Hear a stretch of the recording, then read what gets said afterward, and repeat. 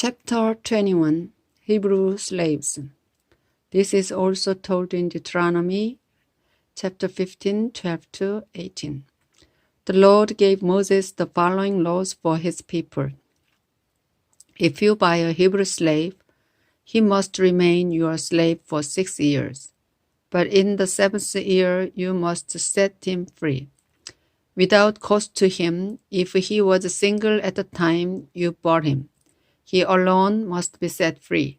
But if he was married at the time, both he and his wife must be given their freedom.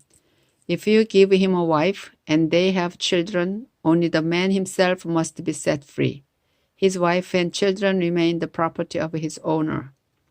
But suppose the slave loves his wife and children so much that he won't leave without them. Then he must stand beside either the door or the doorpost at the place of worship, while his owner punches a small hole through one of his ears with a sharp metal rod. This makes him a slave for life. A young woman who was sold by her father doesn't gain her freedom in the same way that a man does. If she doesn't please the man who bought her to be his wife, he must let her be bought back. He cannot sell her to foreigners. This would break the contract he made with her. If he selects her as a wife for his son, he must treat her as his own daughter. If the man later marries another woman, he must continue to provide food and clothing for the one he bought and to treat her as a wife. If he fails to do any of these things, she must be given her freedom without cost. Murder and other violent crimes. The Lord said, "Death is the punishment for murder. But if you did not intend to kill someone, and I, the Lord, let it happen anyway, you may run for safety to a place that I have set aside. If you plan in advance to murder someone, there's no escape, not even by holding on to my altar. You will be dragged off and killed."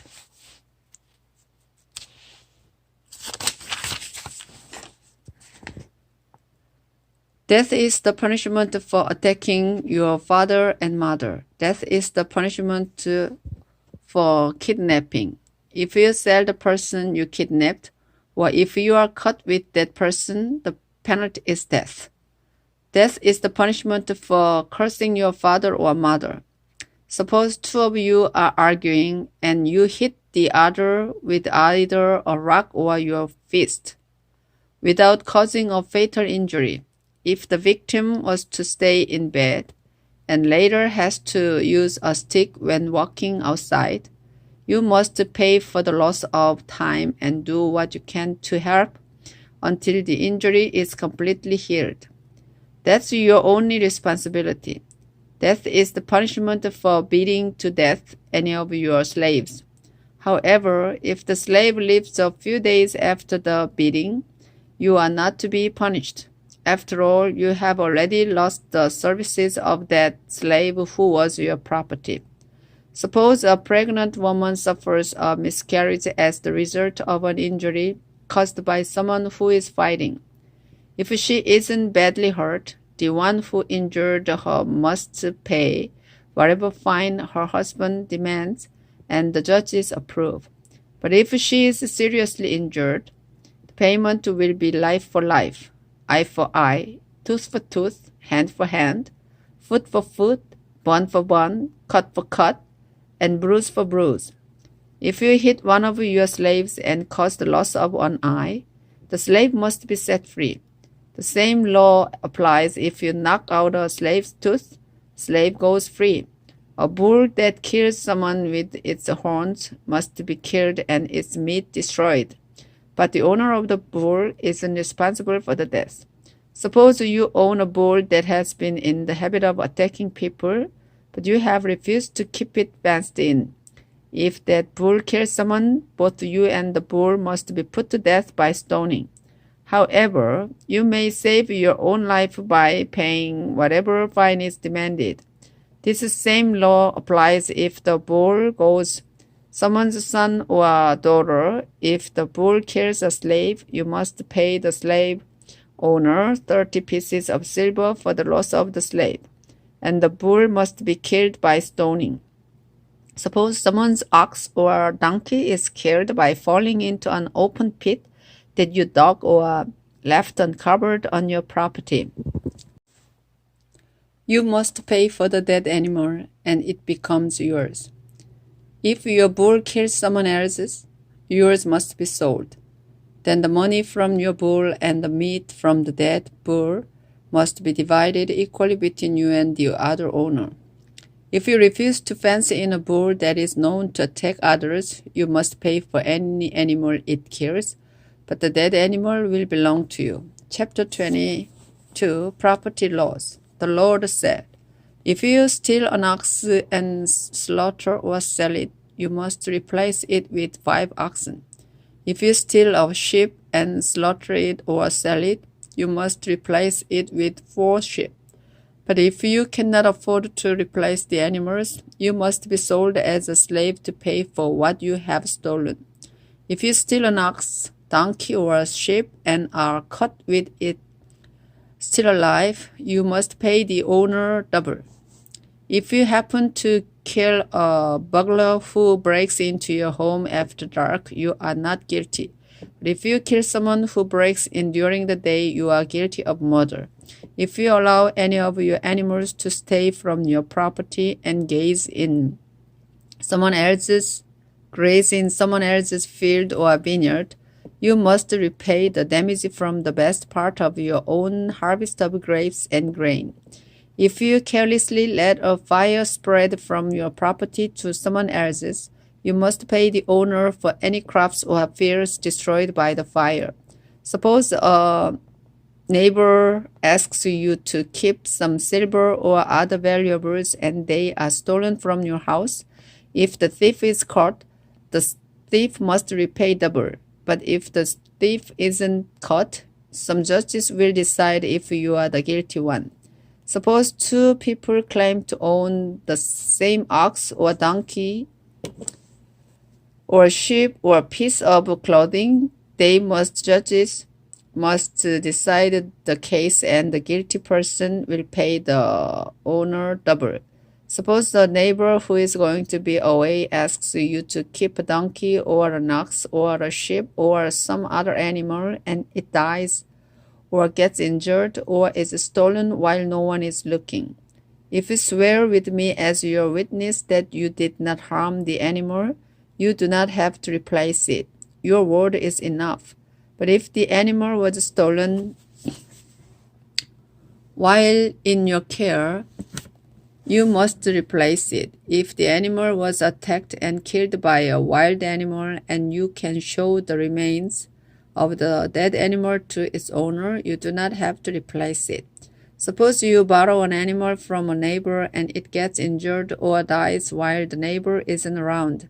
Then you must replace it. But if something happens to the animal while the owner is present, you do not have to replace it. If you had listed the animal, the money you paid the owner will cover any harm done to it.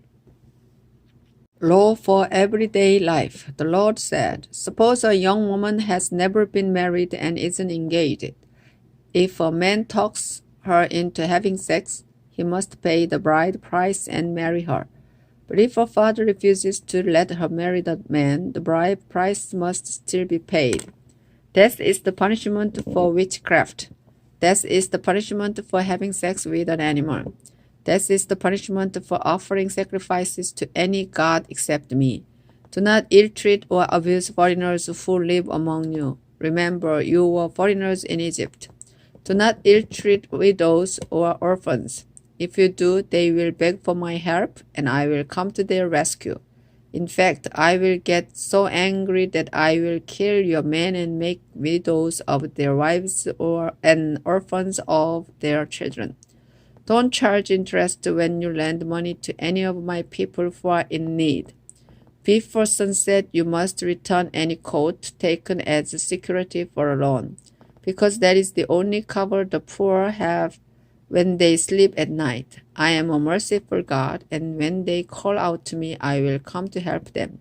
Don't speak evil of me or of the ruler of your people. Don't fail to give me the offerings of grain and wine that belong to me. Dedicate to me your firstborn sons and the firstborn of your cattle and sheep. Let the animals stay with their mothers for 7 days. Then on the 8th day give them to me, your God. You are my chosen people, so don't eat the meat of any of your livestock that was killed by a wild animal. Instead, feed the meat to dogs. Chapter 23. Equal justice for all.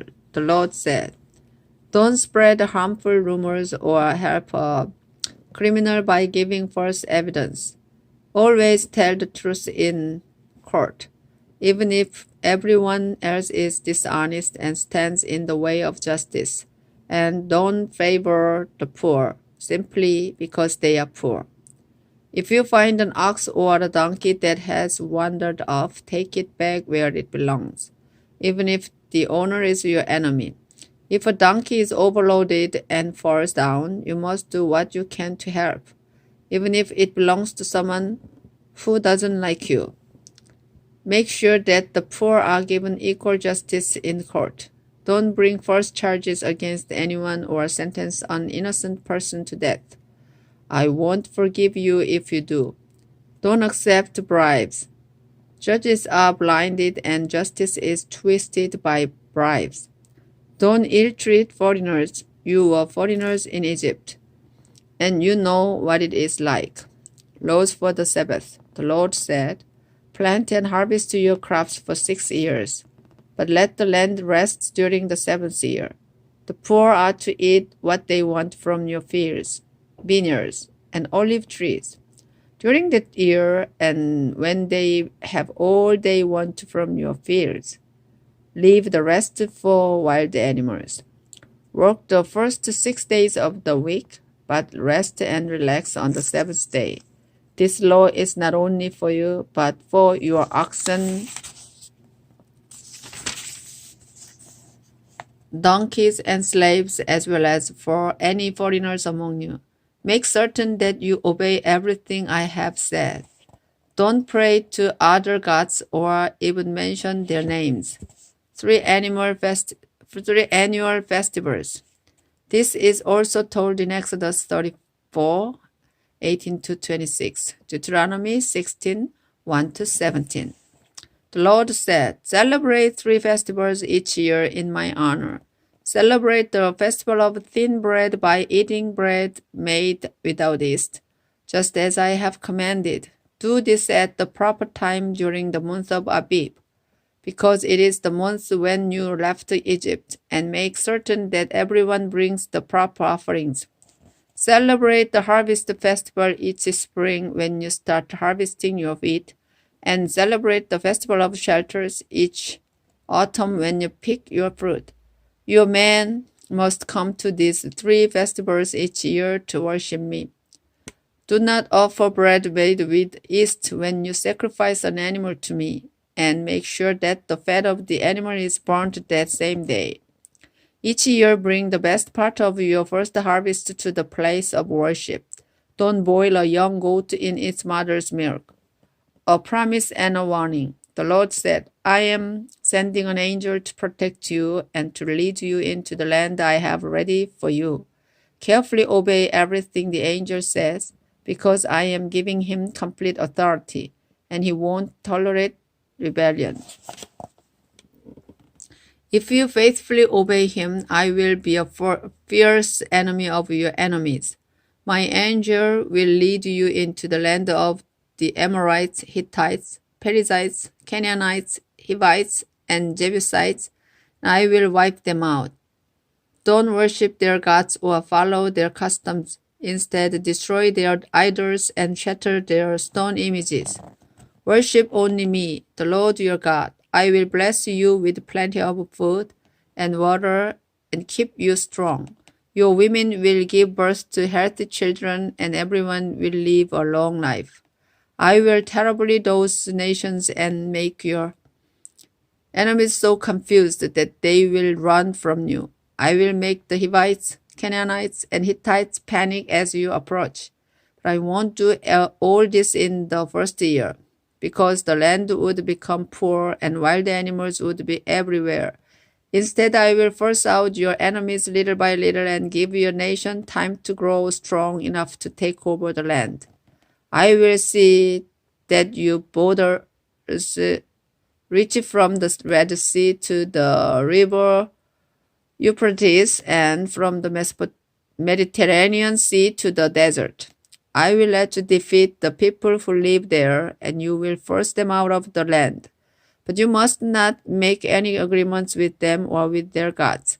Don't let them stay in your land. They will trap you into sinning against me and worshiping their gods. Chapter 24. The people agreed to obey God.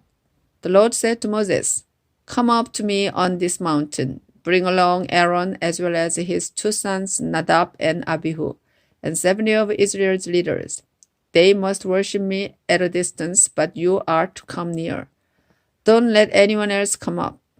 Moses gave the Lord's instructions to the people, and they promised, "We will do everything the Lord has commanded." Then Moses wrote down what the Lord had said. The next morning Moses got up early. He built an altar at the foot of the mountain and set up a large stone for each of the 12 tribes of Israel. He also sent some young men to burn offerings and to sacrifice bulls as special offerings to the Lord. Moses put half of the blood from the animals into bowls and sprinkled the rest on the altar. Then he read aloud the Lord's commands and promises. And the people shouted, "We will obey the Lord and do everything he has commanded." Moses took the blood from the bowls and sprinkled it on the people. Next, he told them, "With this blood the Lord makes his agreement with you." Moses and Aaron, together with Nadab and Abihu and the 70 leaders, went up the mountain and saw the God of Israel. Under his feet was something that looked like a pavement made out of sapphire, and it was as bright as the sky. Even though these leaders of Israel saw God, he did not punish them, so they ate and drank. Moses on Mount Sinai. The Lord said to Moses, "Come up on the mountain and stay here for a while. I will give you the 2 flat stones on which I have written the laws that my people must obey." Moses and Joshua, his assistant, got ready. Then Moses started up the mountain to meet with God. Moses had told the leaders, "Wait here until we come back. Aaron and Hur will be with you, and they can settle any arguments while we are away." Moses went up on Mount Sinai. A cloud covered it, and the bright glory of the Lord came down and stayed there. The cloud covered the mountain for 6 days, and on the 7th day the Lord told Moses to come into the cloud. Moses did so and stayed there 40 days and nights. To the people, the Lord's glory looked like a blazing fire on top of the mountain.